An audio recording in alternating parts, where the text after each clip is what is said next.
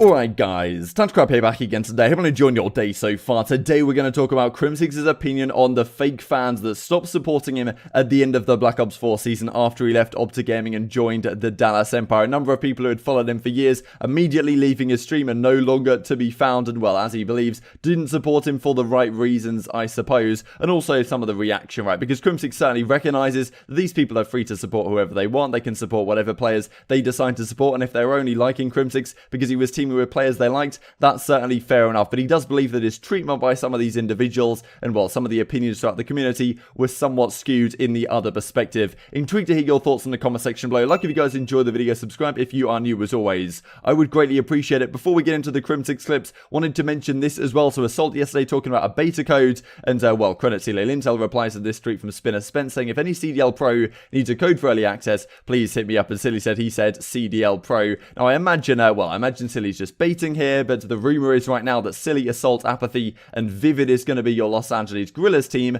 but who knows, maybe something's changed behind the scenes, could just be bait of course. And Silly then followed up with this, who wants to run it up in challenges, kind of saying that, well, he's also in a difficult spot, benched for Mental already, because he's meant to go to LAG, Mental's meant to be their substitute. I imagine Silly just baiting here, and well, I think his fiance was also doing tweets about like someone pick this man up or something, so well, it's pretty confusing. I'm not really sure what's going on right now. A number of teams are having discussions. Paris Legion is still an absolute mess. I don't really know who they're going to get. Heard a number of names thrown around that team, and I imagine some of these teams should be pretty much ready to announce. I'm not really sure what the delay is for a number of these organizations, but of course when the news does break, it'll be first here on the channel, so make sure you subscribe so you don't miss anything. So let's look into these Crimsix clips, then I'll play a few minutes of his thoughts on the Eavesdrop podcast, and then we'll look at some of the discussion that he gave on the Reddit thread. It was weird, man. Like the month after, or 2 months after the whole announcement video, Ours? No, mine.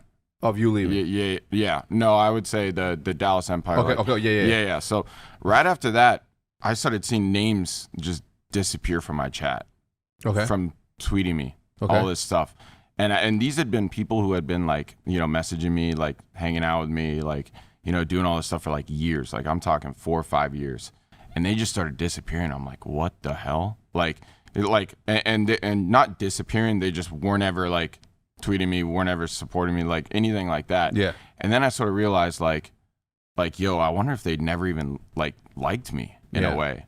And then I'm like thinking, wait, that's a good thing. But a lot of the fans that I had playing under Optic were just liking me because because Optic, because I was on the team that they liked, because I was playing with the people that they liked. Like after those 2 or 3 months went by, and then all those like borderline fake fans, after those all went away, that's literally what it felt like, just a weight off my shoulders. And that's when I sort of went rogue. Yeah. You know what I mean? Yeah. That's when I sort of like, all right, let's just troll them. Yeah. Let's just bait them out. Yeah. And for me, it like people think I'm like being salty and stuff, and for me, it's just sort of it's funny. It's funny to me. Because those were the same people who literally, I would say, almost went against everything that I stand for in terms of like, this is a team. It's not an individual group of players. Mm-hmm. You know what I mean? They're looking at KDs where I'm looking at, Something you bring up, the fact that people start disappearing or people started falling off and they just followed. It's the are you a fan of the team or are you a fan of the individual? Yeah. You know what I'm saying? Yeah, nothing's wrong with that. No, of course not. Yeah. No, and I'm with you. I follow 100%. And it is that in this particular esport or esports in general, it is. Yeah. Right? Some people follow the people, some people follow the logo, and it's a combination of a bunch of shit that happens, and then you just don't know, right? Yeah. But I do see, obviously, and that's the way that we've always... It was just weird to me, the time period. Like, how are you going to watch someone stream or, like, watch their stuff for years? Like, I'm talking half a decade, and then just gone. Yeah. I'm just sitting there like, wow, maybe they thought I was really annoying or something. You know what I mean? Or really, they thought I was an idiot. No. But you get what I mean, right? I was just sitting there like, what the hell happened?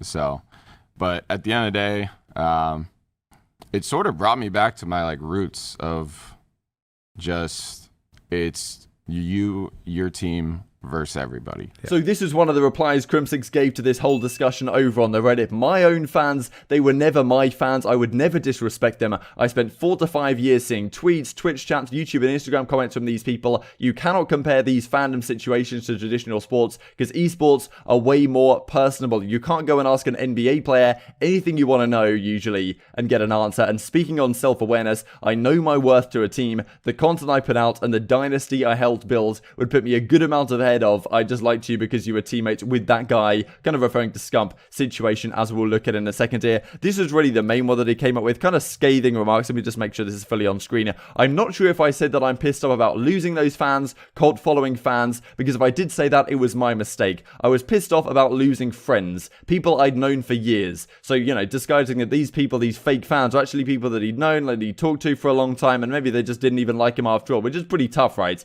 In regards to the cult, like I said in the podcast, a weight off my shoulders. The stuff I've seen those people do and say is disgusting. Same people will say, screw you, you're trash, to opponents going to the bathroom at mid-match at events. Same people who like boo you and start an internet riot on people behind Optic 2020 for legally purchasing and using the name which resulted in those people that they held so dearly to make millions. So, you know, interesting discussion, right, how some of these people are going after the Immortals group for buying the Optic Gaming brand, which of course is understandable to a degree, but at the same time they legally purchased it, so I can see why Crimsix thinks that that's not exactly fair. Same people who will isolate a scapegoat on every single team Scump will ever play for. It's never his fault. He can do no wrong. That is literally founding guidelines for how cults are established behind their leaders. But back on topic, it's crazy to me that these people will make it out like he gets costed every year. Consistent luck doesn't exist, so consistent bad luck must not exist either. So pretty much slamming some of the opinions of some of these like Scump cult following fans, I suppose, who believe that Scump could not do any wrong, who believe that like every single team he ever plays for, like he never has a bad map, never has a bad event or anything, can never be the reason why a team isn't succeeding, it's always something else. These people certainly exist, and because Scump has the biggest following, I suppose, I imagine he has the biggest number of these people. But pretty interesting comment, right? Consistent luck doesn't exist, so consistent bad luck must not exist either. Kind of saying that like if Scump's going to keep getting third at champs every single year, at the end of the day, it's not, well, it's not consistent bad luck, it's just you're not good enough kind of thing. So yeah, I thought it was interesting comment.